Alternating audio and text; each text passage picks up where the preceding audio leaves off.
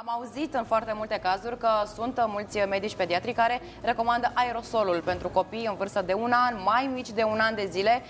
Nu le administrează sirop sau alte medicamente pentru că e posibil să se nece cu mucozitățile și cu infecția pe timpul somnului, cum spunea și Raru. Recomandați aerosolul, este de ajuns pentru un copil atât de mic? Sau doar aerosolul?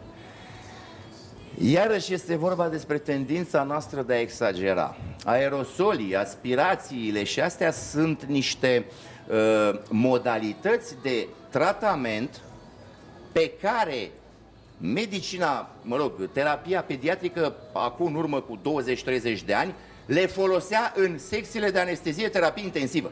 Iar acum le folosim la farmacie. Exact, găsim aparatele acelea. Este vorba despre exagerarea specifică oamenilor. Exista un medicament, nu o să-i dau numele, nicio grijă, exista un medicament care se folosea pe vremuri numai la inducție anestezică, deci să adormi omul ca să-l tai. Devin copii imuni când și la ora asta să vindem farmacii ca să dormi bine. Bine, probabil n-am Deci asta este exagerarea. Deci aerosolul nu se face în orice condiții și nu acasă. Pentru că trebuie să faci aerosoli cu o substanță sau soluții nanometrice, super micrometrice și, în plus de asta, sterile. Pentru că tu iei toată flora nenorocită din nas și din gât și o bagi adânc în plămân.